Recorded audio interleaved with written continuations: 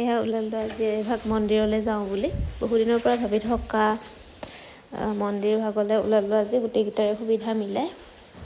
আৰু বাহিৰত একেবাৰে বৰষুণ, কিনকিনীয়া বৰষুণ, আৰু কিনকিনীয়া বৰষুণৰ মাজে মাজে প্ৰকৃতিৰ সৌন্দৰ্য উপভোগ কৰি আমি ওলালোঁ মন্দিৰলৈ বুলি।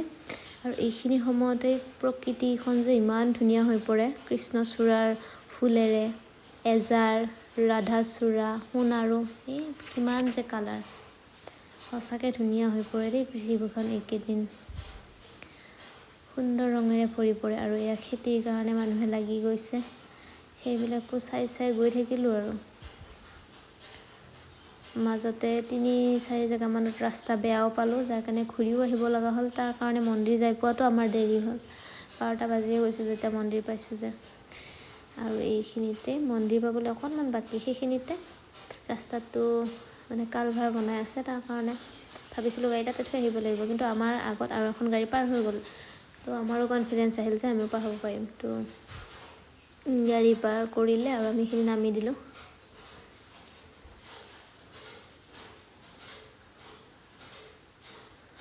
তাকে মাক সুধি আছিলোঁ যে কেনেকুৱা লাগিছে, এক্সপিৰিয়েঞ্চ কেনেকুৱা, কাৰণ মায়ে বৰ বেছি ঘূৰা ফুৰা কৰি নাথাকে আৰু এই মন্দিৰটোত যায়ো পোৱা নাই। আমি গৈ পাইছোঁ কাৰণে ইমান ভিতৰুৱা যেন লগা নাই। আৰু এয়া মন্দিৰৰ প্ৰৱেশদ্বাৰ পালোঁ আহি, তাৰপিছত ভৰি ধুই চাকি জ্বলালে, আমি সেৱাৰ কাৰণে বহিলোঁ। মন্দিৰভাগ বৰষুণ বতৰ বা তেনেকৈ হোৱা বুলি নহয়, ৰ'দ বতৰতো ইমান যে ধুনীয়া, চৌহদটো চাৰিওফালে সেউজীয়া গছ গছনিৰে আৱৰা, বৰ ধুনীয়া, মুঠতে মনোৰম দৃশ্য। আৰু কিছু সময় এনেকৈ বহিলোঁ আমাৰ চাকি জ্বলোৱা হোৱালে। কোন কোন গৈ পাইছে বাৰু এই মূৰা দেৱালয়ত জনাবচোন, আৰু গৈ পাই কেনেকুৱা এক্সপিৰিয়েঞ্চ সেইটোও জনাব। বৰ বেছি ভাল লাগে নহয়নে? যোৱাসকলক কৈছোঁ দেই, নোযোৱাসকলেও যাই চাব সুন্দৰ জয়াল মন্দিৰ ভাগত। এয়া চাওকচোন, চাৰিওফালে গছ গছনি, তাৰে মাজত বৰষুণ।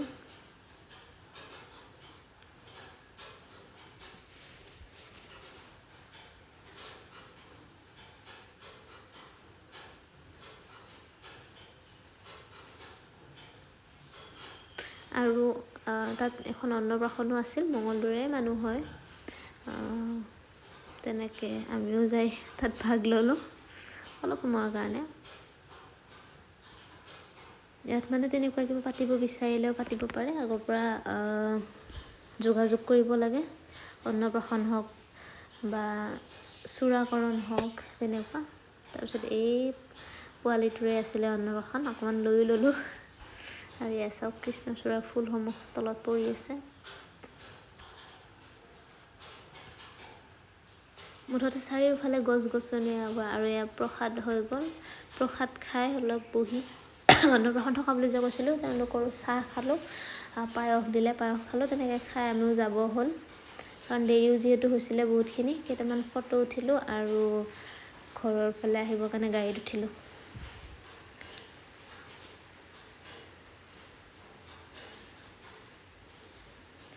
আৰু কিবা কৈ গৈ আছিলোঁ, গান বাজি থকাৰ কাৰণে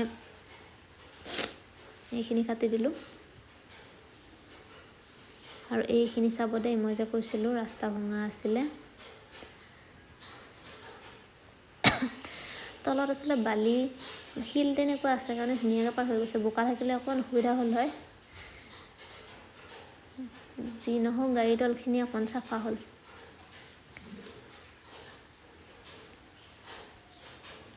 কেমেৰা উল্টাকৈ ধৰা অভ্যাসটো মোৰ নাই, নাজানো কি উঠিছে, এনেই ধৰি লৈ গৈছোঁ।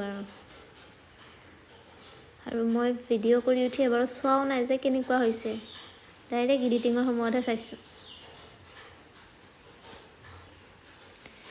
দেখিব বাৰু বৰ বিশেষ বেয়া হোৱা নাই।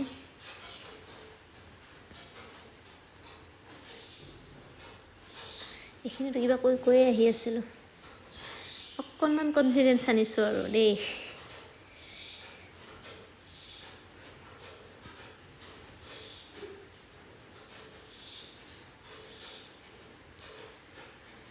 পুনৰ ঘৰলৈ যাত্ৰা।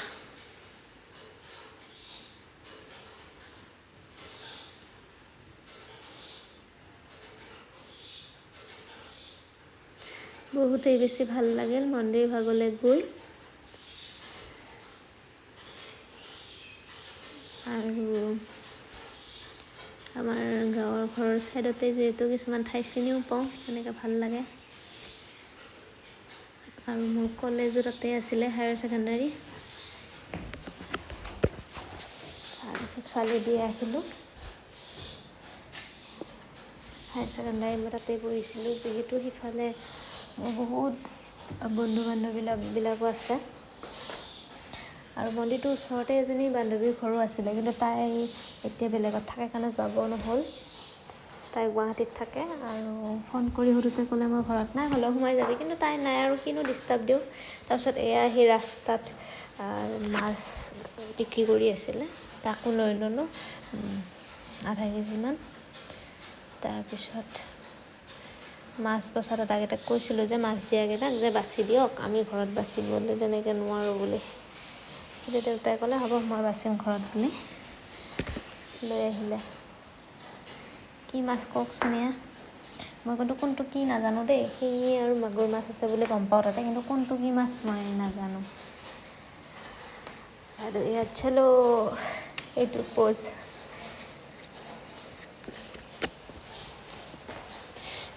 এখন তাত ফেমাছ হোটেল আছিলে কলাগাঁৱত, তাতে সোমাম বুলি ভাবিছিলোঁ, কিন্তু সেই ৰাস্তাটো আমি নাহিলোঁৱে। ৰাস্তাবিলাক যিহেতু বেয়া হৈ আছে, আমি কাটি আহোঁতে সেই ঠাইখিনিয়ে নাপালোঁ। তাৰপিছত আহিল লাৱনীত চাহ খালোঁ ধুনীয়াকৈ একাপ, আৰু খাই এয়া ভঙা ৰাস্তাৰে আহি আছোঁ আৰু ঘৰত। তাৰপিছত এয়া মাছ যে আনা বুলি কৈছিলোঁ, দেউতাই কাটি দিলে আৰু মই বনালোঁ ভেদাইলতা পাত দি, নহৰু আৰু ভেদাইলতা দি তেনেকৈ। ৰাতিৰ সাঁজটো তেনেকৈ খালোঁ আৰু। ইমানখিনিয়ে আছিলে আজিৰ দিনটো। কেনেকুৱা পালে জনাবলৈ নেপাহৰিব দেই। আৰু যদি কোনোবাই মন্দিৰ ভাগত যাব বিচাৰে, লোকেশ্যন নাজানে, তেতিয়া